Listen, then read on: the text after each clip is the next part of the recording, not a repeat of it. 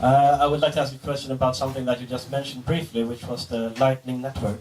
Yes. And this is something that fascinates me a lot. And I still remember like the first time I read about Bitcoin, and I was up all night just by how fascinated I was by it. And I had the same experience actually. I followed the debate about the scaling debate and everything, and then I read about the Lightning Network, and I thought to myself, oh god damn it, they solved it. And because that's really what I feel about the Lightning Network. And but that was almost, I think, 2 years ago now.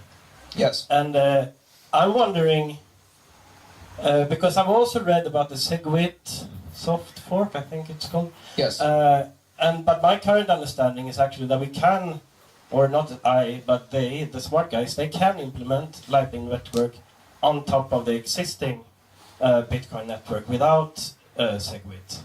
And I'm just wondering, yes. As you said before, like everyone should have their first experience with making a Bitcoin transaction. Is it actually possible for me right now to have my first experience with making a Lightning Network transaction, just to feel that I'm sort of part of the solution? Without segregated witness, which is a transaction malleability fix, it's an architecture change the way transactions are organized.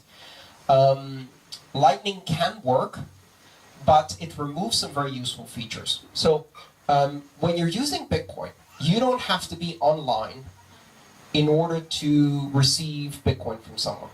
With Lightning, you do have to be online in order to initiate, and then you also have to remain online and monitor the channel to prevent the other party from unilaterally closing the channel in a way that cheats you out of your balance.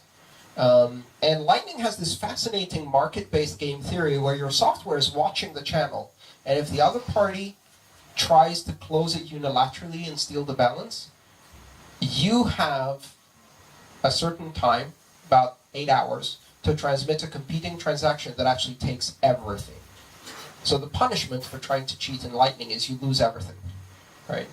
But in order to apply that punishment so that the other party doesn't try to cheat, you have to be online. Now, if SegWit is passed, there's another way to do this, which is really fascinating, where you can outsource, for a fee, the monitoring of the payment channel to a third party who knows absolutely nothing about the channel. They don't know how much money you have in the channel, they don't know who the channel is with, and they can monitor for that for you. And you don't have to be online anymore. And if someone tries to steal from your channel, they get a little cut of the penalty, make a bit of money on that, and you don't have to remain online. But the only way to do that is if SegWit is running. We need transaction malleability fixed to do that. So Lightning with SegWit is much better for privacy and for security than Lightning without SegWit, even though we can do it, right? It's much more usable, much more straightforward, much more easy for the users, because then that can be handled transparently. So I would much rather wait a bit. But if you want to try it out, you can try it out on testnet today. I've already been running a Lightning node now for 5 months.